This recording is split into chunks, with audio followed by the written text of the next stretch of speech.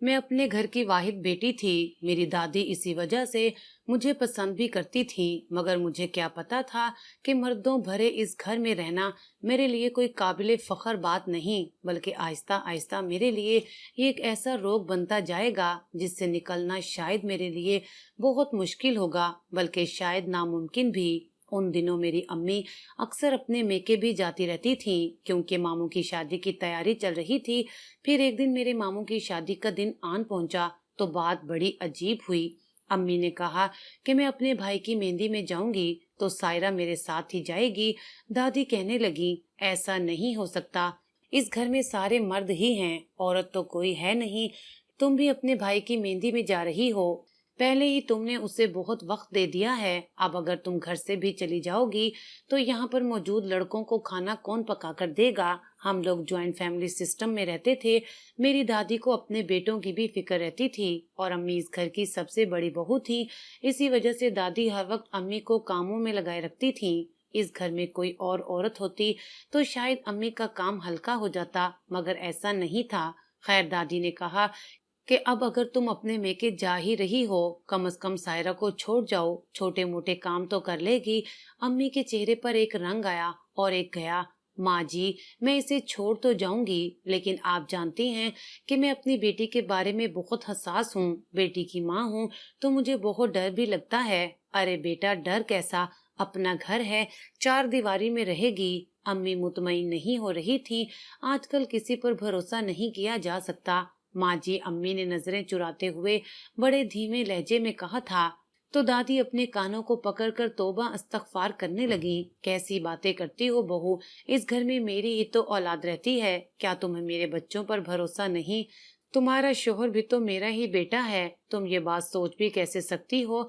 तुम्हें सायरा के मामले में कम से कम मुझ पर भरोसा करना चाहिए। मैं अब इतनी भी गई गुजरी नहीं कि एक लड़की की हिफाजत ना कर सकूं। मैंने भले बेटे पालकर बड़े किए हैं, लेकिन मुझे अच्छी तरह से पता है एक बेटी की माँ की जिम्मेदारियां क्या होती हैं। दादी की बात सुनकर मेरी अम्मी कुछ मुतमईन तो हुई थी, मगर अभी तक वो मुझे अजीब नजरों से देख रही थी। फिर जाते हुए मुझसे कहने लगी कि बेटा, अपना बहुत ज्यादा ख्याल रखना, किसी से कोई चीज लेकर नहीं खाना, बाहर जाने का तो सवाल ही पैदा नहीं होता, घर में भी किसी से ज्यादा बातचीत मत करना। मैंने अम्मी से कहा कि ठीक है, आपको बिल्कुल भी फिक्र करने की जरूरत नहीं, मैं इतनी छोटी नहीं हूँ कि अपना ख्याल ना रख सकूं। अम्मी बड़ी मुश्किलों से मुझे छोड़कर गई थी। बहरहाल मैं अपने कमरे में बैठी थी, काम कर रही थी। काम करते करते मुझे कब नींद आ गई पता ही नहीं चला। आज अम्मी भी घर पर नहीं थी तो सारे घर के काम मैंने किए थे। घर के कामों में अमूमन ज्यादा वक्त तो नहीं लगता, लेकिन मेरी कम उम्र थी। मैं तो मुश्किल सिंक तक पहुंच पाती थी जहां मुझे बर्तन धोना पड़ते, लेकिन काम मैं पूरा करती थी। फुर्तीली भी थी, मैं ज्यादा काम कम वक्त में कर लेती थी। दादी ने मुझसे सारे घर के काम करवा लिए थे। खाना, बर्तन, सफाई, झाड़ू पोछा सब काम करने के बाद जब मैं अपने कमरे में आई तो मुझे पता ही नहीं चला कि कब मेरी आंख लग गई। जब मैं सोई तो मुझे कोई एहसास नहीं हुआ कि मैं सो गई हूँ, गहरी नींद में हूँ या कैसे किस हाल में पड़ी हूँ। अम्मा ने तो मुझे सख्ती से मना किया था कि अपने कमरे में दरवाजे को कुंडी लगाकर बैठना।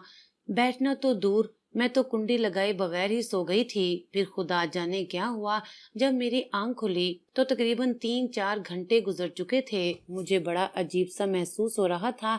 मैंने इधर उधर देखा तो कमरे की चीजें थोड़ी थोड़ी बिखरी नजर आ रही थीं। मेरे हाथों में जो किताब थी वो दूर रखी हुई थी। मैं हड़बड़ाकर उठ बैठी। मैं तो चौंक कर रह गई थी। मेरी हैरत की इंतहा इसलिए भी ना थी कि मेरे सर पर जो चादर थी वो भी गायब थी। मैं कमरे को गौर से देखने लगी। ऐसा लग रहा था जैसे यहाँ कोई जिन भूत आया हो जिसने मेरी सारी चीजें बिखेर कर रख दी थी। मैंने फौरन से उठकर खुद को समेटा, मगर मुझे अपना आप बहुत अजीब महसूस हो रहा था। मुझे खुद में एक तब्दीली से महसूस हुई, मगर मैं समझ नहीं पा रही थी कि ये क्या है। काफी देर तक मैं यूं ही खुद को आईने में देखती रही। मुझे अपने बाल भी बिखरे बिखरे से महसूस हो रहे थे, लेकिन मुझे समझ नहीं आ रही थी कि हुआ क्या है। खैर, थोड़ी देर के बाद मैंने आकर बाहर पानी पिया। दादी अम्मा मुझे अजीब नजरों से देख रही थीं। बेटी, मेरे पास आओ, दादी ने मुझे गहरी पुरसोच नजरों से देखते हुए कहा। तो मैं जाकर उनके पास बैठी। क्या हुआ है दादी, मैंने उनसे पूछा। तो उन्होंने नफी में सर हिलाते हुए कहा कि कुछ नहीं, बस अपना ख्याल रखा करो और जब सोती हो तो अपने कमरे का दरवाजा बंद कर लिया करो। दादी के चेहरे पर भी हवाइयां उड़ी हुई थी, हालांकि मैंने उन्हें कभी इस तरह से नहीं देखा था। दादी तो हमेशा तसल्लियां दिया करती थी, पर आज उनकी नजरें भी अजीब थीं, उनका अंदाज भी बड़ा ही अनोखा था। मैंने इतना परेशान और इतना खोया हुआ उन्हें कभी भी नहीं देखा था। खैर, मैंने दादी से कोई बात नहीं छुपाई थी, ना ही दादी ने मुझसे कभी कोई बात ऐसी की कि मुझे उनसे फासला अख्तियार करना पड़ता। वो बहुत मोहब्बत करने वाली हस्ती थी। खैर, काफी देर गुजर गई थी। अब मुझे अम्मी के आने का इंतजार हो रहा था। शाम हुई, अम्मी जल्दी ही घर आ गईं। कहने लगी कि बेटी, मेरा दिल बहुत घबरा रहा था। ऐसा लग रहा था जैसे कुछ गलत हो जाएगा। अगर मैं घर ना गई तो शुक्र है कि मैं जल्दी घर आ गई हूँ, मैं अपनी बेटी तक पहुँच गई हूँ, वरना मैं वहाँ पर बेचैन हो रही थी। बस कल मेरे भाई की बारात है, वलीमा भी है, लेकिन 2-3 दिन के बाद है। तू मेरे साथ ही चलना और मेरे साथ रहना। मैंने अम्मी से कहा कि ठीक है। अगले दिन मैंने अपने मामू की बारात और वलीमे के लिए अपने घर से 3 दिन के कपड़े लेकर अम्मी के साथ चली गई। 3 दिन वहां पर मुझे बहुत मजा आया। मैंने खूब खाया पिया और अपनी कजन्स के साथ, अपनी सहेलियों के साथ इकट्ठी बैठी। हमने शादी में बहुत सारी बातें भी की थी। शादी से वापसी पर मेरा दिल बहुत उदास हो रहा था। नानी के घर से जाना मेरे लिए हमेशा से एक मुश्किल मरहला रहा था और इस बार तो बहुत ज्यादा उदासी हो रही थी। खैर, तकरीबन 1 हफ्ते के बाद हम लोग घर वापस आए। तो घर आते ही शाम के वक्त मेरी तबीयत खराब हो गई। मुझे ऐसा लगा कि मेरे पेट में कोई गड़बड़ हो रही है, उल्टी सी आ रही थी। मैंने फौरन जाकर अम्मा को ये बात बताई तो वो मुझे ही पीटने लगी। अरे बेटा, मैंने तुम्हें बहुत मना किया था, शादी वाला घर है, खाने पीने की कमी नहीं है, लेकिन तुम अपने पेट पर जुल्म ना करना। लगता है कि तुमने वहां पर बहुत ज्यादा खाना खा लिया, इसी वजह से तुम्हारा पेट खराब हो गया है। अम्मा ने मुझे डांटते हुए कहा था।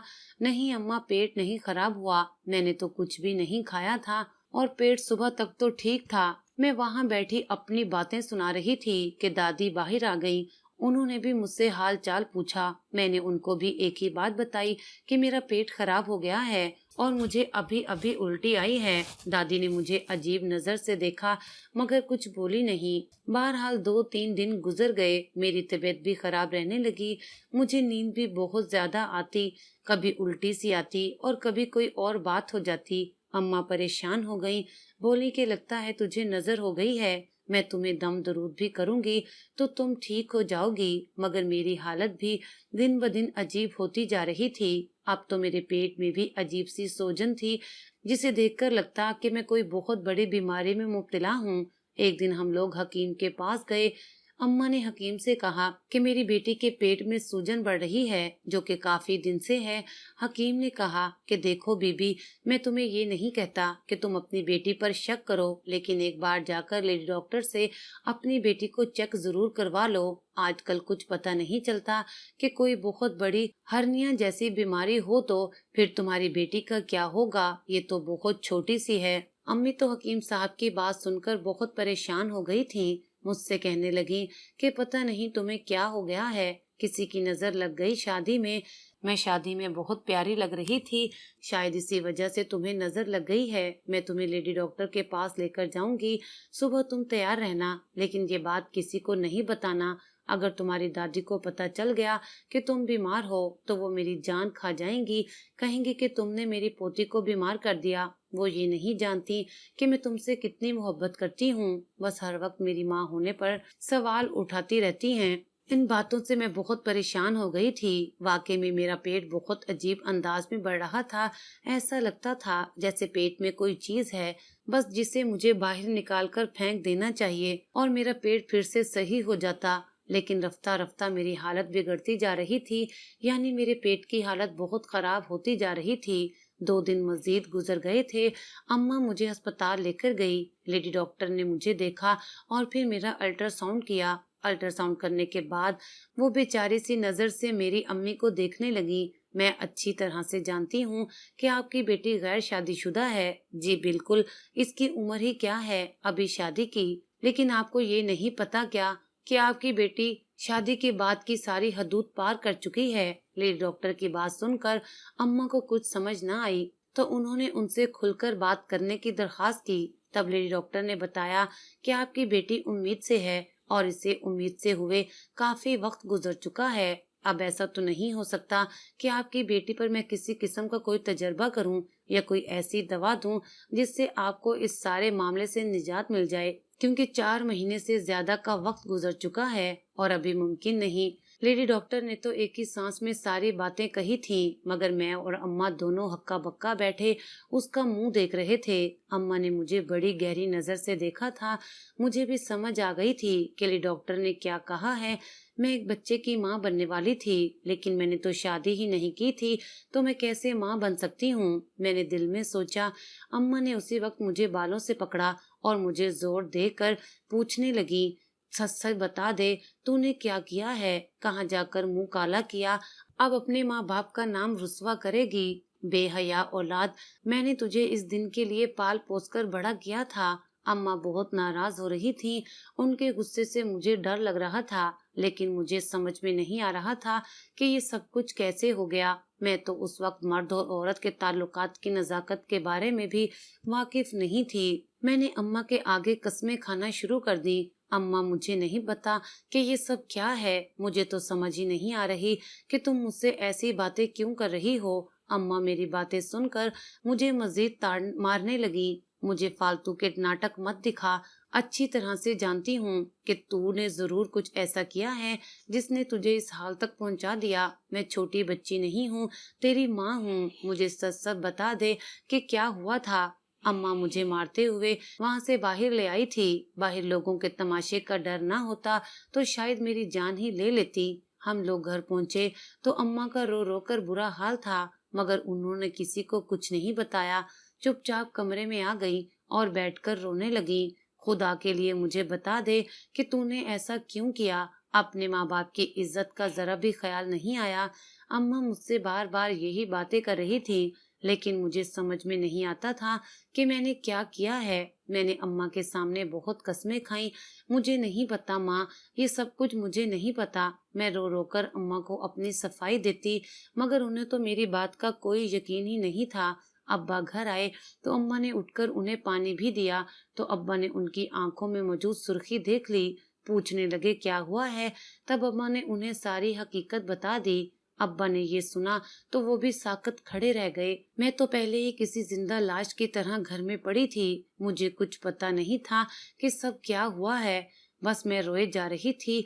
अब्बा को जब ये बात पता चली तो वो खामोश हो गए। उन्होंने आकर मुझे मारा नहीं। मुझे तो ऐसा महसूस हो रहा था जैसे अब्बा भी ये बात सुनते ही मेरे पास आएंगे और मार मार कर मुझे बेहोश कर देंगे, मगर ऐसा नहीं हुआ था। अब्बा ने मुझसे कोई बात नहीं की। उन्हें गुस्सा तो बहुत आया था, जिसे मैं उनके चेहरे से देख चुकी थी, मगर वो बहुत ज्यादा पुरसुकून या फिर परेशान लग रहे थे। पुरसुकून इसलिए कह रही हूँ कि मुझे उनके चेहरे पर कोई तासुर नजर नहीं आया। मैंने अब्बा को गौर से देखा। गुस्से में वो बाहर निकल गए थे। उसके बाद अब्बा कहाँ गए मुझे नहीं पता। मैं और अम्मा उनका इंतजार करते रहे। रात का काफी पहर गुजर चुका था। जब अब्बा घर वापस आए, कहने लगे कि ये बात किसी बड़े को पता ना चले, ना ही माँ जी को और ना ही अब्बा जी को। मेरे अब्बा ने ये ऐलान तो कर दिया था कि किसी को इस बारे में पता नहीं चलना चाहिए, लेकिन आखिर इंसान कब तक इतनी बड़ी बात छुपा सकता है। बिलाखिर ये बात मेरे छोटे भाई को भी पता चल गई। दादी को भी जब इस बात का अंदाजा हुआ, उन्होंने तो आसमान सर पर उठा लिया। कहने लगी, जरूर ये कसूर तुम्हारी बेटी का ही है। अरे इसीलिए मुझे बेटियों से नफरत है, बेटियों से नहीं, उनके नसीब से डर लगता था मुझे। और देखो तुम्हारी बेटी ने क्या गुल खिला दिया।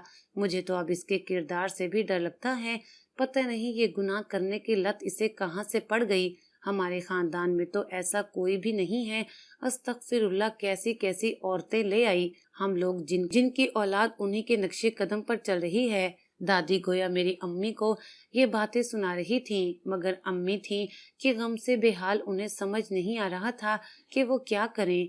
ایک تو میری دادی، پھر اس گاؤں کے بہت سارے ایسے گھرانے جو ہماری کوئی کمزوری ڈھونڈنے پر جیسے دن رات کام کر رہے تھے، انہیں اگر پتہ چل جاتا تو پھر کیا ہوتا۔ میرا دل پوری طرح سے رو رہا تھا، میرا کوئی قصور نہیں تھا، تو پھر میرے ساتھ ایسا کیوں ہوا تھا؟ لیکن ابا نے آہستہ آہستہ اس بات کو قبول کرنا شروع کر دیا تھا۔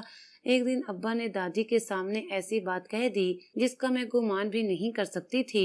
امی، یہ میری بیٹی ہے، میری اولاد ہے، مجھے اس پر پورا یقین ہے۔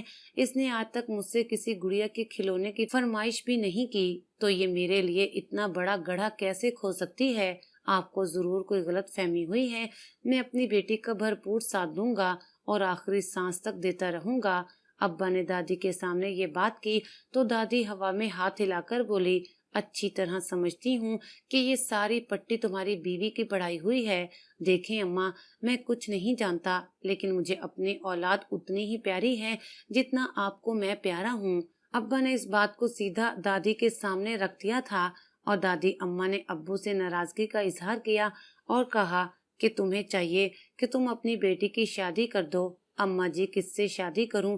پہلے تو میں وہ مجرم ڈھونڈوں گا جس نے میری بیٹی کے ساتھ یہ ظلم کیا ہے، پھر اسے سزا دوں گا، اس کے بعد اپنی بیٹی کی شادی کے بارے میں بھی سوچ لوں گا۔ اچھا، تو اب کیا تو پورے گاؤں میں ہماری عزت اچھالتا پھرے گا؟ دادی اماں نے سخت لہجے میں ابا سے کہا، تو ابا نے مسکرا کر ایک ہی جواب دیا، اماں، مجھے پورا یقین ہے کہ میری بیٹی کا گاؤں کے کسی آدمی سے چکر نہیں ہے۔ جو کچھ بھی ہوا ہے وہ اسی گھر کی چار دیواری کے اندر ہوا ہے۔ مجھے اپنی بیٹی پر یقین ہے، لیکن آپ کی اولاد پر نہیں۔ معاف کیجیے گا ماں، آپ کہتی تو ہیں نا کہ آپ کو اپنی اولاد پر پورا یقین ہے، پر آپ کی اولاد باہر کیا کیا کرتی پھرتی ہے، اس بات کا آپ کو ذرا بھی اندازہ نہیں۔ آپ تو بس اپنے بیٹوں کی غلط حمایت کرتی ہیں، الٹی سیدھی صحیح غلط آپ کو اس بات سے کوئی فرق نہیں پڑتا کہ آگے کیا ہو رہا ہے، صحیح ہے یا غلط ہے، بس آپ اپنے بیٹوں کا ساتھ دیتی ہیں۔ سائرہ بھی آپ کی پوتی ہے اور آپ کا خون ہے، آپ اسے اپنا سمجھنا شروع کریں گی تو آپ کو اندازہ ہوگا کہ میری بیٹی میں ایسی کوئی برائی نہیں جس کا اتنا سخت نتیجہ ہمیں ملتا۔ یہ ہمارے ساتھ ظلم ہوا ہے اور میں اس ظلم کی تفتیش کر کے رہوں گا۔ میں اس مجرم کو ڈھونڈ نکالوں گا جس نے میری بیٹی کی زندگی برباد کر دی ہے۔ اب باقی اس بات پر میری دادی کو سخت غصہ آیا، کہنے لگی کہ تم میرے دوسرے بچوں پر الزام لگا رہے ہو صرف اپنی بیٹی کی خاطر، تم میرا گھر کیوں تباہ کرنا چاہ رہے ہو؟ ابا نے کہا کہ اگر قصور میری بیٹی کا ہوا تو پھر میں ہمیشہ کے لیے اس گھر سے چلا جاؤں گا، حصہ بھی نہیں مانگوں گا، لیکن اگر قصور آپ کے بیٹوں میں سے کسی کا ہوا تو نہ صرف آپ اسے گھر سے بلکہ اپنی جائیداد سے بھی آگ کریں گی۔ دادی اماں کو یہ بات بری تو بہت لگی تھی، لیکن ابا نے کیونکہ شرط بڑی کڑی رکھی تھی اور یہ بھی کہا تھا کہ میں غلط ہونے کی صورت میں اپنی جائیداد سے دستبردار ہو جاؤں گا، تو اب میرے گھر کے سبھی لوگوں یعنی سبھی مردوں کو ٹیسٹ بھی کروانا تھا جس سے پتہ چل سکتا کہ میرے پیدا ہونے والے بچے کا باپ کون ہے۔ اگر یہ پتہ چل جاتا تو ظاہر مجرم کا تو پتہ چل ہی جانا تھا، اور پھر ایسا ہی ہوا۔ ابا نے میرے گھر والوں کی لاکھ مخالفت اور تانوں کے باوجود بھی ہر طرح کے ٹیسٹ کروائے، اور ان ٹیسٹوں کے نتیجے نے نہ صرف دادی اماں کا بلکہ ابا جان کا بھی منہ بند اور آنکھیں کھول کر رکھ دی تھیں، کیونکہ ٹیسٹ کے مطابق میرا مجرم کوئی اور نہیں بلکہ میرا چھوٹا چچا تھا، جس کی عمر بامشکل 20 سال تھی، لیکن چونکہ وہ ایک درندہ تھا اس سے کسی کی بھی عزت محفوظ نہیں تھی۔ دادا نے میرے ابا جان سے معافی مانگی اور کہا کہ بیٹا، میں آئندہ کے بعد جلال سے کوئی رشتہ نہیں رکھوں گا۔ اس نے جو تمہاری بیٹی کے ساتھ ظلم کیا اور ہم نے جو تمہیں اس کا جواب دیا، میں اس پر ہمیشہ شرمندہ رہوں گا۔ ابا تو شرمندہ ہو گئے تھے۔ میرے دادا ابو نے بظاہر اس بات کو قبول کر لیا تھا کہ ان کا چھوٹا بیٹا ان کی نسل سے ہی نہیں ہے، لیکن اسی چھوٹے بیٹے کے اس غم نے دادا ابو کی جان لے لی تھی۔ وہ اس دنیا سے چلے گئے تھے۔ مجھے آج بھی اس بات کا افسوس ہے کہ دادا جان کو خواہ مخواہ ہماری وجہ سے تکلیف اٹھانا پڑی، جبکہ وہ بہت نیک شخصیت کے مالک تھے۔ اللہ تعالیٰ انہیں جنت میں جگہ عطا فرمائے اور میرے بابا کا سایہ میرے سر پر قائم رکھے۔